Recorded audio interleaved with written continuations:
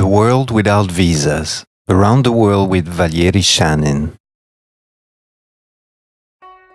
The travel across China became the next stage of the World Without Visas project, within which Valery Shanin travels only around the countries, visa-free for Russians. On this travel, his fellow travelers were Mikhail Ivanov from Alma-Ata, Minor Klemantieva from the island of Sakhalin, and Ivan Obaskalov from Surgut.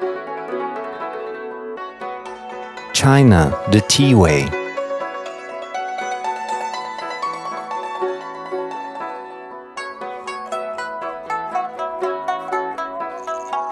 China is the homeland of tea. Tea is grown and produced here. It is tasted and drunk, advertised and sold. The production technology and traditional ways of consumption of tea have strongly intertwined with the Chinese mentality and religion.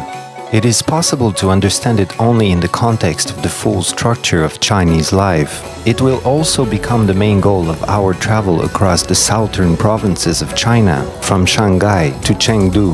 We will visit large, highly modern megalopolises and small villages, the tourist centers and godforsaken places, mountains and the oceanic coast, palaces and huts, tea plantations and factories, museums and tea shops, Buddhist and Taoist monasteries and temples, tea ceremonies and tea houses.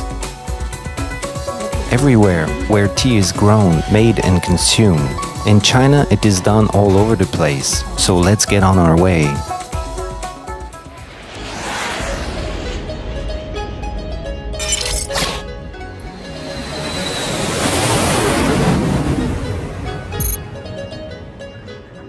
Our travel begins in Shanghai. In the 19th century, the trade missions of all large Chinese tea companies were located in Shanghai. From here, the tea caravans would leave on the way through Siberia to St. Petersburg and Moscow. The British sailing ships would load up in the local port and bring tea to England and countries of Western Europe.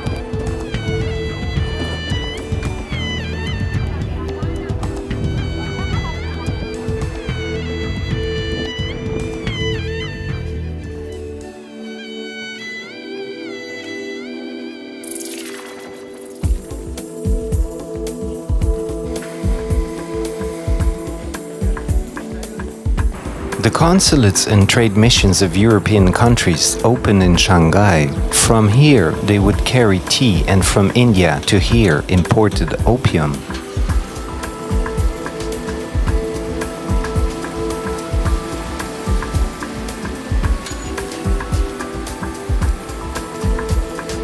Shanghai nearly became a European city. Here, in parks, there were signs placed. The entrance is forbidden for dogs and Chinese. In 1887, in Shanghai, there were 420 foreign tea trade companies. Among them, 252 English, 65 German, 28 American, 25 Japanese, 18 of both French and Russian, 5 Spanish, and 16 other. After the Chinese Revolution, foreigners were asked to leave from here. However, they have been coming back in recent years. Shanghai itself has been transforming. Globalization in its peaceful manner performs the same as what used to be possible to do before, only at the gunpoints of ships' cannons. China copies Western technologies and along with them the way of life. While there are new Chinese restaurants opening in Western countries and more Chinese tea is exported from the country, Chinese with eagerness, worthy of better use, seek borrowing of the advanced achievements of the Western world.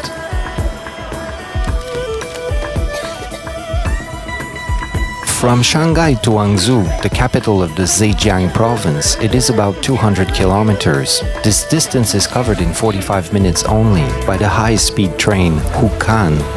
Hangzhou, with only 5 million residents, seems like a small town in comparison with the huge Shanghai, although it is one of the largest industrial and financial centers of the country.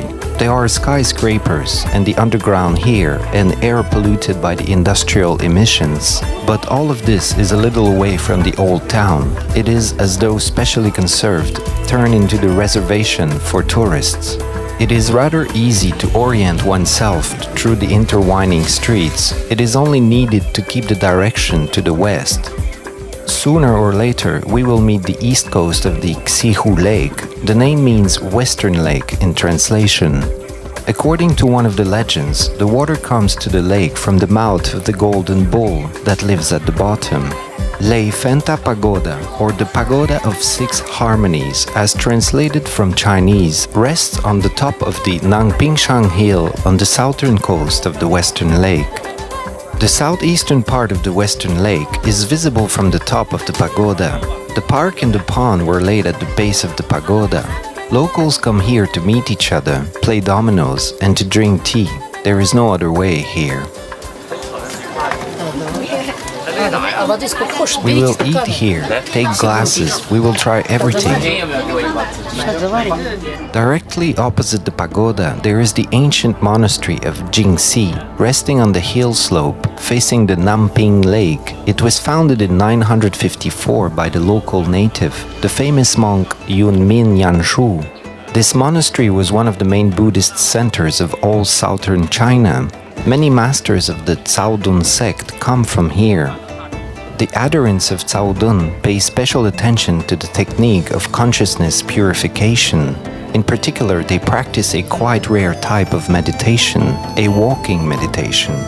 It requires a high degree of concentration and the ability to abstract from the environment. It is necessary to be able to keep calm even among the shameless tourists with cameras and video recorders. The real Buddhists don't give importance to if they are photographed or not.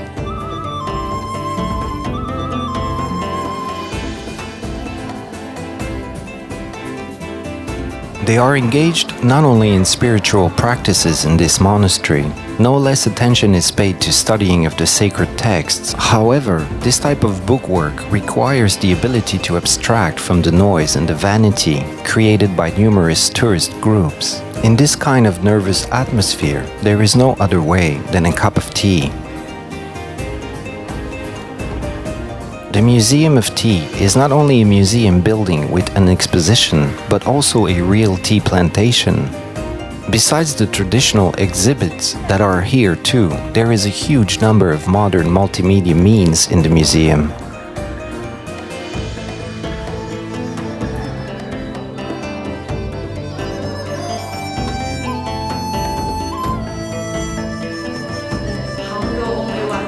In China only one tea museum. 只有一个 You can try 4 kind of different tea. First taste the local tea, green tea, 龙井茶. Local tea. This tea museum outside the tea plant, monastery also 龙井. This one, green tea. This is first warm tea pot, clean tea pot. Here green tea, 1 year 3 seasons pink tea leaves, spring, summer, autumn. The spring tea is best. And this green tea, temperature not boiling water, 75 degrees. And this green tea, you can put water 3 or 4 times. After tea leaves, also you can make Hangzhou very famous tea dish, cooking.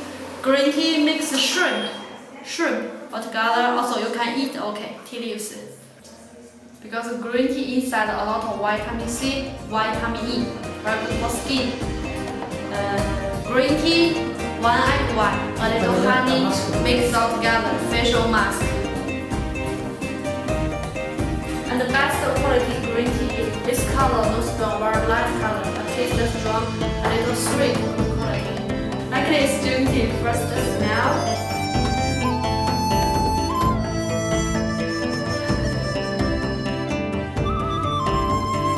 In China, flower tea, 2 kind of jasmine, small boy and big boy. This is big boy.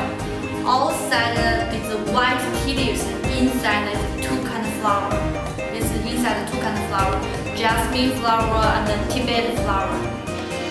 Lychee. Black tea, yeah. Black tea very good for stomach. Okay, you can flowers, lotus flowers are beautiful.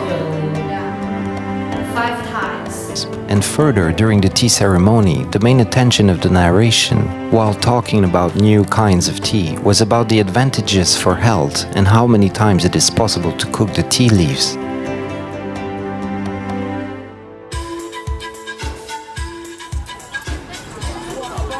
We are hurrying back to the lake, and we are just in time for the beginning of the daily performance. Almost all places are taken.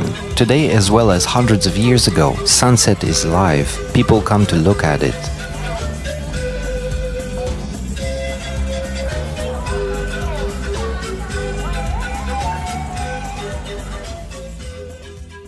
With nightfall, the supporters of active lifestyle come out in the streets and squares. The disco under the open sky begins. However, with Chinese specifics, dancers from young to old do not gather in general crowd and make long lines like on parades. They also dance in unison, or at least try to do it.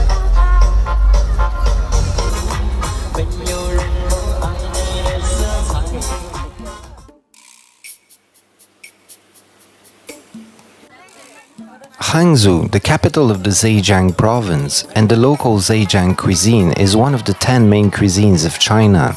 It has many dishes with fish and seafood.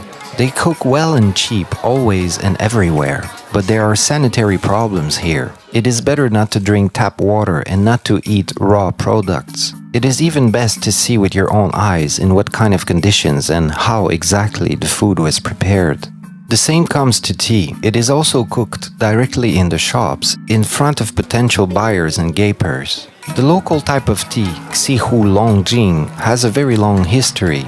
Already during the Tan's era, it was made in the Tianlan and Linyin monasteries. Since then, the technology did practically not change. To make 1 kilogram of high-quality tea, it is necessary to handpick 70 to 80,000 whole buds with leaves. After the leaves dry a little, they get sorted in 3 types, depending on the size of the leaves. Each type is roasted separately, at a different temperature, and has a different processing time.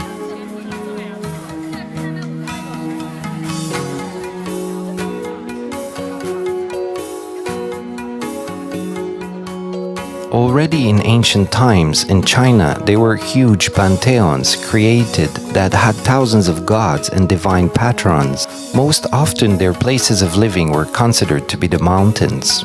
Nearly on each, even slightly noticeable top, there is a Buddhist or Taoist temple, dedicated to one of the local gods. But just like among gods, there is still a hierarchy. The home places of more important gods are considered more holy. The Buddhists have 4 sacred mountains. The closest to Hangzhou, there is the sacred mountain of Putuoshan. We are going there.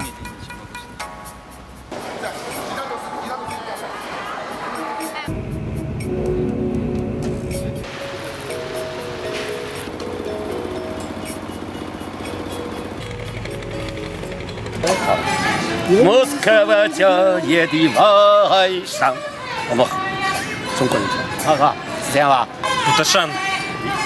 普陀山的南那个地方，对吧？普陀山南面，南面普陀山。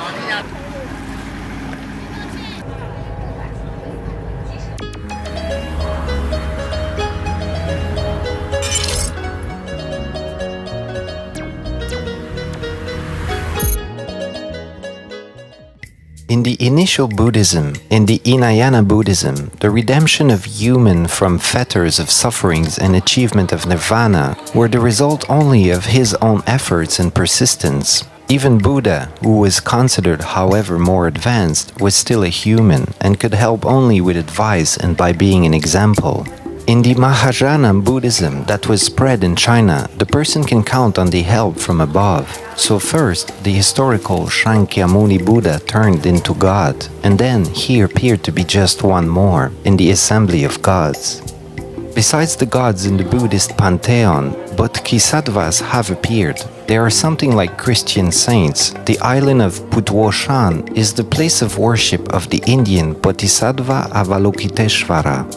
In China, Avalokiteshvara has turned into the goddess of mercy, anthropomorphous by appearance, Guanyin. Avalokiteshvara possesses the ability to take different appearances. Guanyin can also be seen in most different looks, but most often she is represented in the form of a middle-aged woman dressed in a gown that has faint resemblance with the Indian sari.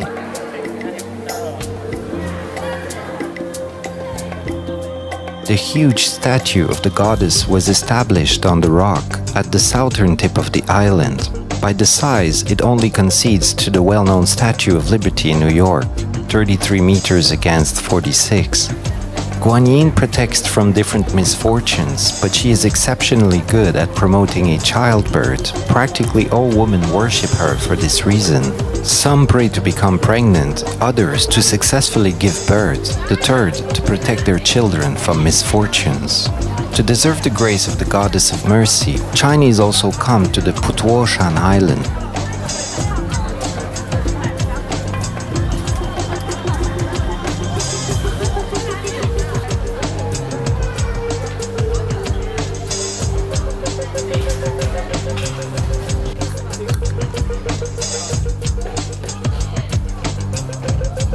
It is even surprising that there are places of the island that were turned into one of the main tourist sites. Moreover, located close to such super tourist places as Shanghai and Hangzhou, where one could still build a hut and live in complete solitude.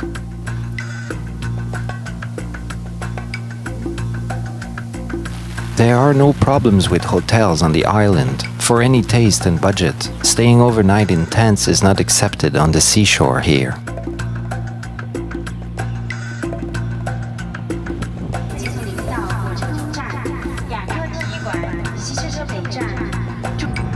We are now aiming for the city of Suzhou. We are returning to the continent by the ferry and making change to the bus.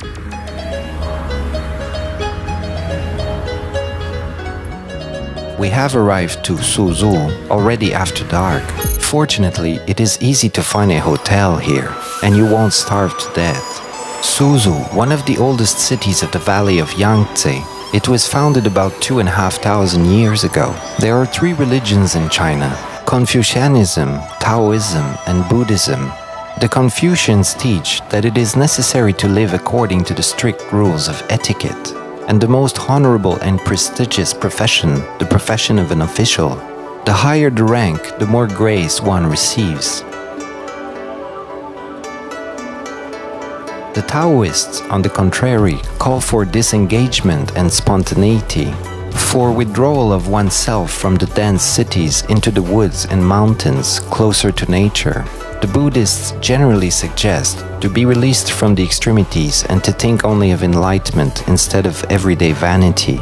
These three religions peacefully coexist in the soul of each Chinese person, and it has always been this way. The officials spent working hours in service and leisure time in gardens. Here, at least for some time, it was possible to forget about all the instructions of the real Confucian and to feel oneself as the Taoist wise man or the Buddhist philosopher. Nothing should be done in a hurry in the garden. It is the place for leisure and idleness. Among the miniature groves, mountains, and rivers, the creators of gardens managed to squeeze in a huge variety of inhabited and semi-inhabited constructions. One lodge served as a resting place, the second for receiving of the guests, the third for tea drinking. And back on the train, it is the most convenient means of transport in China, quick, cheap, and rather comfortable.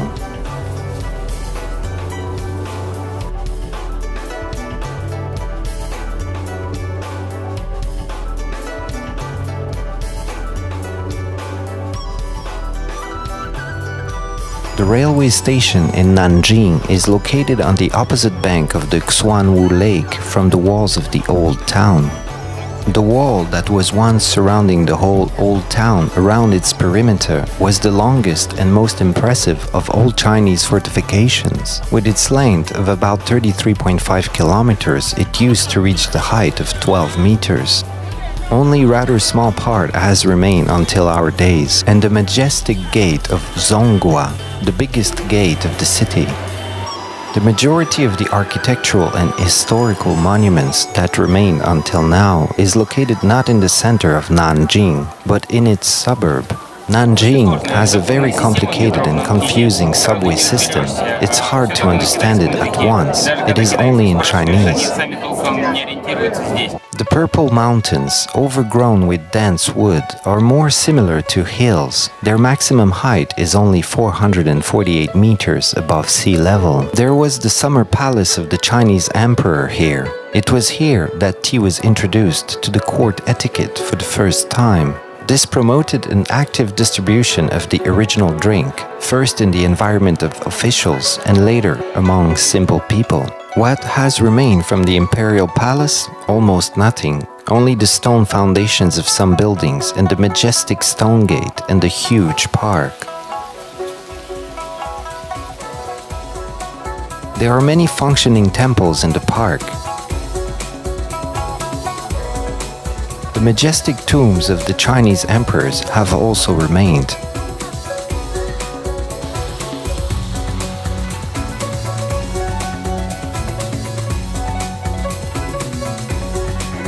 And one ancient pagoda.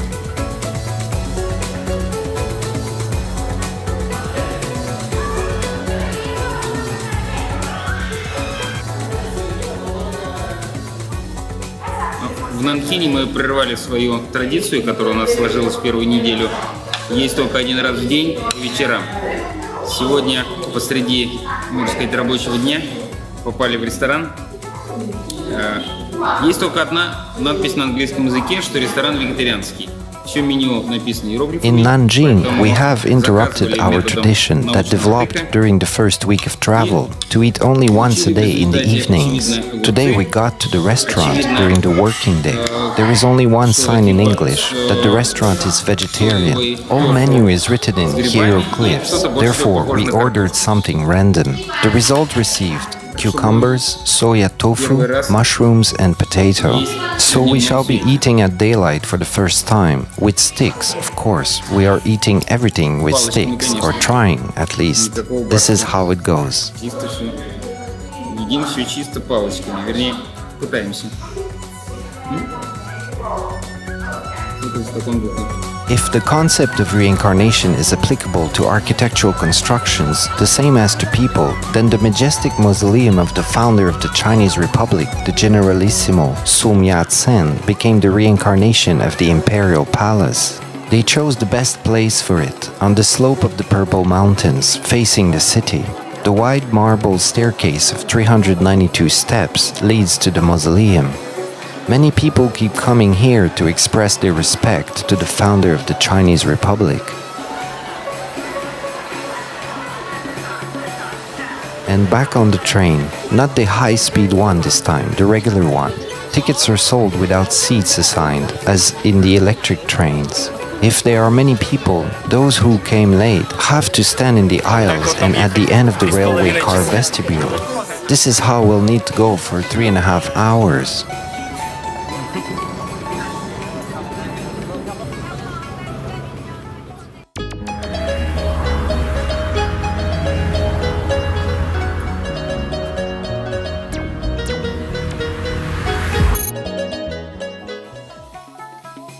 The fact that the mountains of Jiuhuashan are not a simple place but a sacred one, the Chinese have figured long time ago. According to their conception, here is the entrance to hell. Inside are the sinful souls suffering for their bad acts committed by them during their lives. The Buddhists have nothing eternal. They neither have capital punishment. The sinners will surely end up in hell, but not forever, only for some term. Even in hell, one won't be left without the divine aid from the side of bodhisattvas. The main bodhisattva of the underground world in the Indian Buddhism was called Kshitigarbha. In Chinese, his name sounds like Dizang. Dizang is also known as the defender of travelers, soldiers, and children. Already at the turn of the 4th and 5th centuries of our era, on the mountain of Jiuashan, the first hermits appeared, and later Buddhist monasteries began to emerge. The popularity has peaked in the 17th century. There were over 300 monasteries back then, with more than 5,000 monks living in them. Then the periods of persecutions followed, and today only 56 monasteries and temples have preserved. It is possible to get to the top of the mountain not only by the cable car, there are also steps cut out in the rock. Pilgrims go up them, and the most devout of them not just walk up the stairs, but continually kneel down. It is considered here that this is the way to improve one's karma and to earn the best reincarnation. And it's not important that Buddha considered that karma is influenced only by actions, not by rituals. His doctrine for the Chinese Buddhists is not dogma, but only a starting point for establishing their own religion.